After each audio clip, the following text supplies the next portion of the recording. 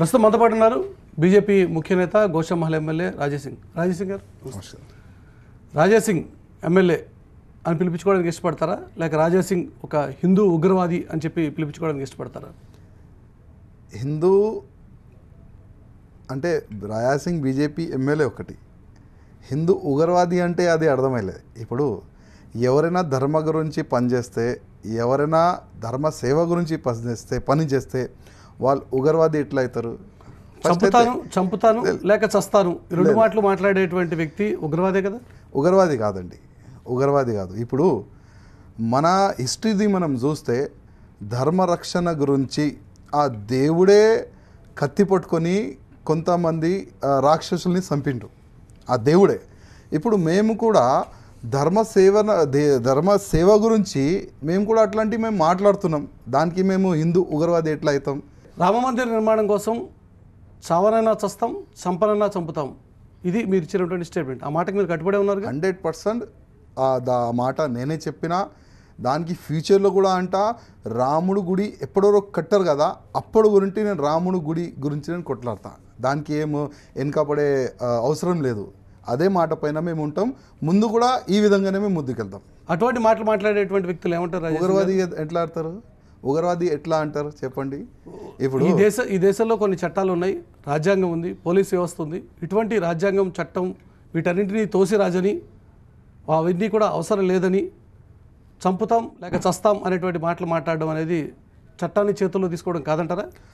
ఇప్పుడు కొన్ని సబ్జెక్ట్లో ఇప్పుడు నేను ఫస్ట్ ఒక హిందూని, నేను ముందు నుంచి ఏంటంటే మన ధర్మరక్షణ గురించి ఏదైనా చేయాలని మా పెద్దలు మాకు అంటే వాళ్ళు భాషల్లో కానీ ఎట్లా మేము విని ఇట్లాంటివి మేము తయారైనాం. ఇప్పుడు కూడా ముందు కూడా ఇదే విధంగా మేము పనిచేస్తున్నాం. కానీ రామ మందిర నిర్మాణానికి సంబంధించిన వ్యవహారం అత్యున్నత న్యాయస్థానం సుప్రీంకోర్టులో ఉంది. అటువంటి సందర్భంలో న్యాయస్థానాల్లో ఉన్నటువంటి ఈ అంశానికి సంబంధించి మీరు బయట చేస్తున్నటువంటి వ్యాఖ్యలు ఇవి రెచ్చగొట్టడం కోసం కాదంటారా? సుప్రీంకోర్టు ఏమని చెప్తుంది? మీరు రామ్ మందిర్ ఇష్యూ కానీ బాబ్రీ మస్జిద్ ఇష్యూ కానీ బయట మీరు కూర్చొని మాట్లాడుకోవాలని సుప్రీంకోర్టు ఒక తీర్పు ఇచ్చింది, ప్రయత్నం కూడా ఇస్తున్నారు. కానీ కొంతమంది దీనిపైన రాజకీయం ఆడుతున్నారు. బయట మాట్లాడితే ఇప్పుడు యూపీలో ఒకప్పుడు ఈ ములాయం సింగ్ గవర్నమెంట్ ఉండే, అప్పుడు వీళ్ళు వన్ సైడ్గా నడిపించుకున్నారు. ఇప్పుడు మా భారతీయ జనతా పార్టీ ప్రభుత్వం ఉంది, మేము బయట మాట్లాడడం, ఏదైనా ఉంటే కోర్టు తీర్పుతోనే మేము పనిచేస్తామని కొంతమంది దానిపైన రాజకీయం ఆడుతున్నారు కొంతమంది. కానీ మాలాంటి వ్యక్తులు ఎంతోమంది ఉన్నారు మన భారతదేశంలో. కోర్టు తీర్పు వస్తుంది, ఓకే, దానికి మా ఫేవర్లో వస్తే గుడ్, లేకపోతే ఆ మా గుడి ఏ విధంగా కట్టియాలి, ఏ విధంగా కట్టాలి అది మాకు తెలుసు. అదే ప్రశ్న అడుగుతున్నాను. ఈరోజు న్యాయస్థానంలో ఉన్నటువంటి వ్యవహారం కోర్టు తీర్పు మీకు అనుకూలంగా వస్తే సరే, ఒకవేళ కోర్టు తీర్పు మీకు అనుకూలంగా రాకపోయినా కూడా గుడి కడతాము అనేటువంటి మాటకే కట్టుబడి ఉన్నారా? 100% కట్టుబడి ఉన్నాం. దానికోసం అన్నిటికీ రెడీ, దేనికైనా సిద్ధం. అయోధ్యలో రాముడి గుడి ఇప్పటి నుంచి కాదు, ఎన్నో సంవత్సరాల్లో. అంటే మీకు న్యాయస్థానాలన్నా లేక రాజ్యాంగం అన్నా న్యాయ వ్యవస్థ అన్నా మీకు నమ్మకం లేదా? 60 years నుంచి ప్రతీక్ష చేస్తున్నాం కదండి, చూస్తున్నాం. ఇప్పుడు 60 సంవత్సరాలు అయింది, ఇప్పుడు కూడా చూస్తున్నాం కోర్టు ఏం తీర్పు వస్తుంది. కోర్టు నుంచి తీర్పు వచ్చింది ఏమని, 2 భాగాలు హిందువులకి ఇవ్వాలి, ఒక భాగం ముస్లిమ్స్కి ఇవ్వాలని కోర్టు నుంచి తీర్పు వచ్చింది. అది ఎట్లా వస్తుందండి? ఇప్పుడు హిస్టరీని మనం, అది బాబర్ ఇక్కడో కాదు, మన భారతదేశంలో బాబర్ పుట్లే, ఏదో ఒక వేరే ఇతర దేశంలో పుట్టిండు. మన భారతదేశానికి ఆయన దోపిడీ చేయడానికి వచ్చిండు. ఆయన మన భారతదేశానికి వచ్చి ఎంతోమంది హిందువుల్ని చంపి, ఎంతో మన ఈ డబ్బులు ఉంటాయి, అప్పుడు డబ్బులు లేకుండే, అది గోల్డ్ అది మొత్తం దోచుకొని వెళ్ళిపోయాడు ఆయన. అప్పుడు సచ్చిండు. ఆయన మస్జిద్ కట్టాలంటే ఆయన ఎక్కడ పుట్టిండు అక్కడ కట్టాలి, లేకపోతే ఆయన ఎక్కడ సచ్చిండు ఆఫ్ఘనిస్తాన్లో కట్టాలి. కానీ మన భారతదేశంలో ఆయన మస్జిద్ ఎందుకండి? ఆయన మస్జిద్ ఎందుకు మన భారతదేశంలో? One side of the story me argument. అది మొత్తం వ్యవహారాలు అటు ఆర్గ్యుమెంట్ ఈ ఆర్గ్యుమెంట్ అన్నీ కూడా న్యాయస్థానంలో ఉన్నాయి. న్యాయస్థానం తీర్పు మీకు అనుకూలంగా రాకపోయినా కూడా గుడి కడతాము, దానికోసం ఎవరినైనా చంపుతాము అనేటువంటి మాట, ఇది ఒక భారతదేశ పౌరుడిగా రాజ్యాంగాన్ని గౌరవించేటువంటి వ్యక్తిగా ఇది మీకు తగునా? అంటే ఇప్పుడు సుప్రీంకోర్టు తీర్పు ఏ విధంగా వస్తుంది మనందరికీ తెలుసు. కానీ మాకు ఒక నమ్మకం ఉంది, 100% సుప్రీంకోర్టు తీర్పు మా ఫేవర్లో వస్తుందని మాకు నమ్మకం ఉంది. అదేవిధంగా సుప్రీంకోర్టు ఇంకొకటి తీర్పు ఇచ్చింది. నేను ఎప్పుడు మాట్లాడినా, మీరు బయట ఏదైనా మాట్లాడుకోండి. ఎందుకంటే ఈ సబ్జెక్టు 101%, ఇప్పుడు 60 years అయిపోయింది, ఇంకా 100 సంవత్సరాలు అయితే కూడా సుప్రీంకోర్టు దీనిపైన డిసిజన్ తీసుకోలేదు. నేను ఛాలెంజ్ చేస్తున్నా, 100% తీసుకోలేదు.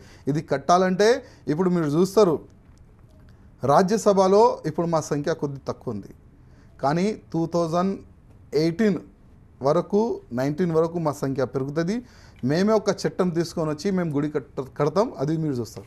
దేశంలో ఉన్నటువంటి ఈ సెక్యులర్ వ్యవస్థ ఒక ఇబ్బందులు లేనటువంటి వాతావరణం చెడగొట్టకుండా ఉండాలి అంటే గుడి కట్టకుండా ఉంటేనే మంచిది అనేటువంటి కొంతమంది హిందువులు ఉన్నారు. వాళ్ళు కూడా మీరు చెబుతారా? వాళ్ళు సెక్యులర్, వాళ్ళ మెంటాలిటీ అదే. వాళ్ళు గుడి కట్టకపోతే మంచిదే, అక్కడ బాబర్ మస్జిద్ కడితే మంచిదే, ఈ కొట్లాట కాకపోతే మంచిదని వాళ్ళ ఆలోచనలో ఉంటుంది. కానీ మాలాంటి హిందూ మెంటాలిటీ వాళ్ళు ఏమంటారు, లేదు అక్కడే గుడి కట్టాలి. ఇది నేను చెప్తలే, మొత్తం 100 కోట్లు హిందువుల్లో కొంతమంది ఉండొచ్చు, కానీ 90% దేశంలో సామరస్యపూర్వక వాతావరణం ఉండాలి, ప్రస్తుతం ఉన్నటువంటి శాంతి భద్రతలకి ఎటువంటి విఘాతం కలగకూడదు, ఇదే రకమైనటువంటి సెక్యులర్ వాతావరణం కొనసాగాలి అనేటువంటి ఆలోచన తప్పంటారా? తప్పు. రాముడు ఎక్కడ పుట్టిండు, అక్కడ రాముడి గుడి కట్టకపోతే ఎక్కడ కట్టాలి? బంగ్లాదేశ్లో కట్టాలా, పాకిస్తాన్లో కట్టాలా, ఎక్కడ కట్టాలి? ఇవాళ రాముడికైనా రాముడు పేరులో చాలా బలం ఉందని అంటారు. ఇవాళ మొత్తం భారతదేశంలో ఎంతోమంది పొద్దుగాల లేచి జై శ్రీరామ్ అని అనుకుంటారు. రాముడికైనా రాముడు పేరు పైన ఎంత బలం ఉంది. అట్లాంటి మా దేవుడు రాముడి గుడి మా భారతదేశంలో కట్టకపోతే ఎక్కడ కట్టాలి? నేను అందరు సెక్యులర్స్కి నేను ఒక మాట చెప్తున్నా, మీరు మీ ఆలోచన మార్చుకోవాలి, మీ ఆలోచనని మీరు మార్చుకోవాలి. రాముడి గుడి కట్టనికి మీరు సపోర్ట్ చేయాలి. ఇదే నా రిక్వెస్ట్ అందరు సెక్యులర్స్కి.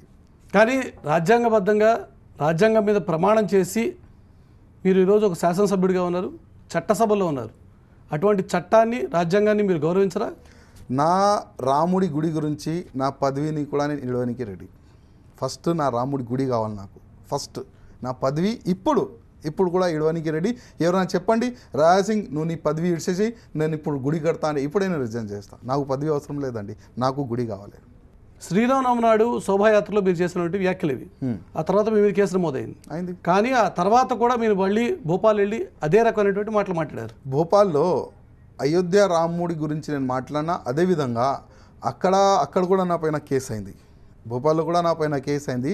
కానీ అక్కడ భోపాల్లో మా గవర్నమెంట్, మా భారతీయ జనతా పార్టీ గవర్నమెంట్, అక్కడ డీజీపీ గారు ముఖ్యమంత్రి గారితో కలిసిన తర్వాత ఈ విషయం చిత్తిన తర్వాత ఓకే కేసు బుక్ చేయండి అని ముఖ్యమంత్రి గారు చెప్తేనే నా పైన కేసు అయింది. కానీ ఏ వర్డింగ్లో వందే మాతరం గానా హోగా వర్నా యాసే జానా హోగా నేను చెప్పిన. అక్కడ నేను ఆ సభలో చెప్పిన, వందే మాతరం నా భారతదేశంలో పుట్టిన తర్వాత ఎవరైనా వందే మాతరం చెప్పకపోతే నా భారతదేశంలో ఉండే అర్హత వాళ్ళకి లేదు. పోవాలి, ఎక్కడి నుంచి పాకిస్తాన్ వెళ్ళిపోవాలి, పోకపోతే మేము పంపిస్తాం వాళ్ళకి. नारा था मेरे भाइयों, लाठी गोली खाएंगे मंदिर वहीं बनाएंगे, लेकिन मेरा स्टाइल अलग है, लाठी गोली मारेंगे, लाठी गोली मारेंगे. అంటే దాని అర్థం నేను చెప్తున్నా కదా, 90, 91, 92 మనం ఈ 3 సంవత్సరాలు మనం చూస్తే అక్కడ ములాయం సింగ్ ఉండే, ఎంతోమంది అమాయకుడు రామ్ భక్తులు అక్కడ గుడి దర్శనానికి వస్తే వాళ్ళకి లాఠీ కొట్టినైనా గోలి కొట్టినైనా వాళ్ళు చచ్చిపోయిన తర్వాత వాళ్ళకి రాళ్ళు కట్టి ఆ సరు నది లోపటేసేసారు. ఇప్పుడు కూడా ఎంతోమంది ఉన్నారు, మా కొడుకు మా బిడ్డ మా ఇంటికి వస్తారేమో అని ఇప్పుడు కూడా ఎంతోమంది ఫ్యామిలీ ఇవాళ చూస్తున్నారు. కానీ వాళ్ళకి తెలుసు మా కొడుకుని ఆ ములాయం సింగ్ చంపేసి ఆ నీళ్ళలో వేసేసిండని ఎంతోమంది. దానికి నేను ఇప్పుడు చెప్తున్నా, లాఠీ గోలీ ఖాయింగే అది పాత అయిపోయింది. ఇప్పుడు మా రాముడి గుడి గురించి लाठी भी मारेंगे, गोली भी मारेंगे. जो अयोध्या राम मंदिर रोकने के लिए आया हम उसको इसी प्रकार से जवाब देंगे. అప్పుడు నేను ఇదే చెప్తున్నాను. అంటే దాని అర్థం చంపడమే కదా. ఎట్లా చంపుతారండి? మా ధర్మం గురించి మేము కత్తి పట్టుకుంటే దానికి ఉగ్రవాది ఎట్లా అవుతాం? రాజ్యాంగాన్ని గౌరవించినటువంటి, చట్టాన్ని గౌరవించినటువంటి రాజాసింగ్ చట్టసభల్లో కూర్చోవడానికి అర్హుడా అంటే? తీసేయండి సార్. ఆల్రెడీ ఇప్పటికే చాలా కేసులు ఉన్నాయి, మరికొన్ని కేసులు అయినా కూడా రెడీ అయినా 1000 కేసులు కావాలి నా పైన, 1000 కేసులు కావాలి. నా తెలుగులో కొద్దిగా ప్రాబ్లం వస్తుంది, నా ఇచ్ఛ అంటారు, ఏమంటారు, నా కోరిక. నా కోరిక ఒక్కటే ఒక కోరిక, ధర్మ గురించి సావాలి, ధర్మ గురించి జీవించాలి, రాముడి గురించి గుడి కట్టనికి ముందుకెళ్ళాలి. అదే నా ఆలోచన. ఒకవేళ మీరు 1000 కేసు బుక్ చేయండి, నాకు ఉడి వేయండి, ఐఎమ్ రెడీ. రాముడి గుడి గురించి నేను ఉడి వేయించుకున్న కూడా రెడీ ఉన్నా. సంబంధించి ఓవైసీ సోదరులకి మీకు మధ్య జరుగుతున్నటువంటి మాటల యుద్ధం ఎక్కడి దాకా వెళ్ళేటువంటి ఆస్కారం ఉంది? ఇది చివరికి చంపుకునేదాకా వెళ్తుందా? వెళ్ళొచ్చు. ఫస్ట్ అయితే వారు నోరు మూసుకోవాలి. ఇది ముఖ్యమంత్రి గారు పని. ఇది అక్బరుద్దీన్ ఓవైసీ ఆయన స్పీచ్లో ఏమంటాడు, రాముడు ఎక్కడ పుట్టిండు, కౌశల్య అంటే రాముడు తల్లి ఎక్కడ పుట్టింది, ఎన్ని జగా పోయింది, ఎక్కడెక్కడ పోయింది, ఆ వర్డింగ్ అయినా బంద్ చేసుకోవాలి. అది బంద్ చేసుకోకపోతే మేము దేనికైనా సిద్ధం. మాటలు యుద్ధం అయితే మాటలతోనైనాకి జవాబిస్తాం. ఒకవేళ ఆయన కత్తిలతో రెడీ ఉంటే కూడా దాంతో కూడా మేము జవాబు ఇవ్వని. కానీ మీరు కూడా మీ ఛానల్లో, మీ యూట్యూబ్ ఛానల్లో ఓవైసీని ఉద్దేశించి, ఓవైసీ తల్లిని ఉద్దేశించి చేసినట్లు వ్యాఖ్యలు నేను హిస్టరీ చెప్పిన, నేను వాళ్ళ హిస్టరీ చెప్పిన. వాళ్ళు అంటారు హిందులేంది 100 కోట్లు హిందూ, మాకు 15 నిమిషాలు పోలీసు వాళ్ళు, అంటే 15 నిమిషాలు సమయం కొద్ది పోలీసు వాళ్ళు జరిగిపోతే 100 కోట్లు హిందుల్ని మా సత్తా ఏంది మేము చూపెడతాం, అందరినీ చంపుతామని వాళ్ళు మాకు మాట అన్నారు. అదేవిధంగా నేను ఆయనకి ఏం చెప్పినా అంటే, అయ్యా నీ హిస్టరీ చూసుకో, నీ నాయన పేరు ఏముంది, ఆయన నాయన పేరు ఉంది, అది నువ్వు చూసుకో. నువ్వు కూడా ఒక హిందూకు పుట్టినావు, నీ చరిత్రం నువ్వు చూసుకో. ఒక హిందూగా పుట్టి నువ్వు ఇవాళ నీ మతంని నువ్వు మార్చుకున్నావు, ఇవాళ అదే హిందువులు నేను చంపేస్తా అంటే మేము ఏ విధంగా ఊరుకోవాలండి? కానీ మీరు కూడా అదే రకమైనటువంటి వ్యాఖ్యలు చేయడం కరెక్ట్ అంటారా? నేను చెప్పినా కదా, వాళ్ళ మాటలతో యుద్ధం ప్రారంభం చేసినారు, నేను కూడా మాటలతోనే వాళ్ళకి జవాబు ఇస్తున్నా. వాళ్ళకి ఎవరైనా జవాబు ఇవ్వకపోతే, అంటే ఈ మన భారతదేశంలో వీళ్ళకి కౌంటర్ ఎవరు లేరా, వీళ్ళకి జవాబు ఇచ్చే మనుషులు లేరా అని ఈ మెసేజ్ పోతుంది. ఇప్పుడు మన తెలంగాణలో, మన హైదరాబాద్లో, ఇప్పుడు నేను ఎక్కడైనా వేరే స్టేట్లో పోతే, అరే వచ్చిండు భాయ్ ఓవైసీకి మంచిగా జవాబు ఇస్తారు వీళ్ళు, ఒక్కటే మంచి ఉన్నారు, ఒక మంచి పేరు కూడా మాకు వచ్చిందండి, ఒక మంచి పేరు కూడా వచ్చింది. వీళ్ళకి ఈ విధంగా మేము జవాబు ఇస్తాం. మీ ఆర్గ్యుమెంట్ని సమర్థించే వాళ్ళు కొంతమంది మీకు ఉండొచ్చు కాక, కానీ ఓవైసీని ఉద్దేశించి ఓవైసీ అసలు ఈ ప్రాణాలతో దేశం నుంచి పోతాడంటూ పాటలు కట్టి ప్రచారం చేస్తుంది కూడా మీరే కదా. చేసినాం కదా అది కూడా. అంటే ఆయన ఏమన్నాడు, భాగ్యలక్ష్మి గుడి చార్మినార్ కింద మీరు చూసినారేమో, భాగ్యలక్ష్మి గుడి ఇప్పటి నుంచి కాదు, చార్మినార్ కట్టలే అప్పటి నుంచి అక్కడ గుడి ఉంది. ఆయన ఏమంటాడు అసెంబ్లీలో, అప్పుడు నేను ఎమ్మెల్యే లేకుండే 2009 ముందు నుంచి మాట్లాడుతున్నా, చార్మినార్కి ఒక బ్లాక్ మచ్చ ఉంది, ఆ మచ్చని మేము తీసేస్తాం. మళ్ళా బయట ఆయన ఏం చెప్తాడు మీటింగ్లో, ఆ గుడి ఎందుకు, ఆ భాగ్యలక్ష్మి ఎక్కడ పుట్టింది, ఇదేంది కొత్త పేరు, అది గుడి పొలగొట్టాలి అంటాడు. దానిపైన ఒక పాట మేము తయారు చేసినాం, అగర్ షా మందిర్తో హమ్ తుజ్కో బతా దేంగే, హమ్ తేరీ ఔకాత్ తుజ్కో బతా దేంగే. అంటే ముట్టి చూడు, ఒకసారి ముట్టి చూడు, మేము చూపెడతాం మా సత్తా ఏంది. ఇదే మేము చెప్తున్నాం. जब तक इस हिंदुस्तान में हम जिंदा है, जब तक इस हिंदुस्तान में हम जिंदा है, तू हमारे हाथ से तब जिंदा जाएगा जब हम तुझे जाने देंगे.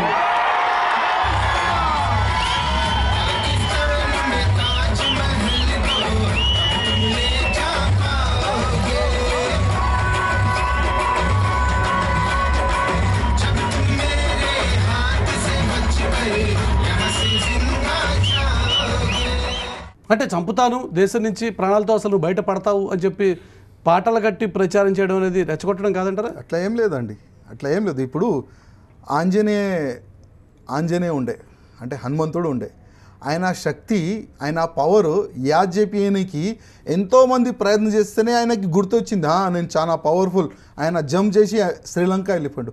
అదేవిధంగా ఇవాళ హిందూ సమాజం, ఇవాళ హిందూ యువకులకి వాళ్ళ శక్తి, వాళ్ళ బలం యాద్ చేపియడానికి ఇట్లాంటి మేము పాటలు తయారు చేస్తాం. కానీ దేశంలో అసలు సెక్యులరిజం అనేటువంటి మాట అసలు మీకు నచ్చదా? నచ్చదండి. సెక్యులరం ఎవరు ఉండొద్దు. నేను సెక్యులర్ అంటే నా వేస్ట్ అంట. నేనైతే ఒకటే నా దేశంలో, నా భారతదేశంలో, నా హిందూ దేశంలో ఒకటే ఒక వ్యక్తి ఉండాలి, నేను ఒక హిందూవాదిని. మీరు చేసేటువంటి ఆర్గ్యుమెంట్ రాజ్యాంగ స్ఫూర్తికి విరుద్ధం కాదంటారా? మీరు అనుకుంటారు కొంతమంది అనుకుంటారేమో, కానీ నా మెంటాలిటీ ఇదే అండి. నా మాట కానీ దేశంలో ఒక దానికి నేను రాజ్యాంగం మారలేను. దేశంలో ఒక రాజ్యాంగం ఉంటుందిగా, ఉంది. ఎవరైనా సరే ఉంది. రాజ్యాంగాన్ని గౌరవించాల్సిందేగా. గౌరవించాలండి, గౌరవించాలి. కానీ నా మెంటాలిటీ ఇదే, దానికి నేను మారలేను. నా ఉద్దేశం ఏంటంటే ప్రతి ఒక్క హిందూ అంటే నేను హిందూ అని వస్తారు కదా, ఆయన మెంటాలిటీ ఎట్లా ఉండాలి, దేశ రక్షణ గురించి, ధర్మ రక్షణ గురించి ఆ మెంటాలిటీ. మతం పేరు మీద కొట్టుకు చస్తూ ఉండాలి అన్నది రాజేష్ సింగ్ ఇప్పుడు అయిపోయిందండి. ఇప్పుడు ఎవరు కొట్టుకుంటున్నారు, ఎవరు చంపుతున్నారు, కానీ ప్రశాంతంగా ఉన్నటువంటి వాతావరణాన్ని చెడగొట్టడమే మీ ఆలోచన. మేము చెప్తే వాతావరణం ఖరాబ్ కాదు కదండి. మీరు చేసేటువంటి ప్రసంగాల సారాంశం అది కాదా? మేము చెప్తే వాతావరణం ఖరాబ్ కాదు కదా. మేము మా ధర్మ ప్రచారం చేస్తున్నాం. రెచ్చిపోండి, మా ధర్మ ప్రచారం మేము చేస్తున్నాం. మా ధర్మ రక్షణ గురించి మేము మాట్లాడుతున్నాం. ధర్మ ప్రచారం పేరు మీద రెచ్చిపోండి, అవతలవాడు అడ్డొస్తే నరకండి, చంపండి అన్నదే మీరు చెప్పాల్సిన. ఇప్పటివరకు కూడా మేము చెప్పే మాటలకి ఎవరైనా కత్తి పట్టుకొని రోడ్ పైన వెళ్ళలే కదండి. ఇప్పుడు కూడా నా ఎన్నో స్పీచ్లు ఉన్నాయి. ఇప్పుడు కూడా నా స్పీచ్ వినేవాళ్ళు ఇప్పుడు కూడా కత్తి పట్టుకొని తీసుకుని చేసేటువంటి స్పీచెస్ అన్ని కూడా ప్రొవోకేటివ్ స్పీచెస్, చాలా దాంట్లో ఒక అర్థం విద్వేషాలు రెచ్చగొట్టేటువంటి ప్రసంగాలే అన్నది కదా మీ మీద ఇప్పటివరకు పెట్టిన కేసులు. ఇప్పుడు కొంతమంది పెడతారు, దానికి వాళ్ళ పని ఇదే. ముందు కూడా పెడతారు.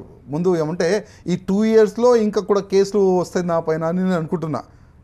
ఎందుకంటే నా స్టైల్ని కానీ, నా మాటలు కానీ, నేను వీళ్ళకి భయపడి, ఈ కొంతమంది సెక్యులరిజంకి భయపడి నేను ఇంకా పోయే వ్యక్తి కాదు. నేను అన్నిటికీ రెడీ. దేశంలో సెక్యులరిజం ఉండొద్దు, దేశాన్ని మొత్తం హిందూ దేశంగా మార్చేయాలి, హిందూ దేశం కావాలి, అఖండ హిందూ రాష్ట్ర కావాలి నా భారతదేశం, అది మా లక్ష్యం.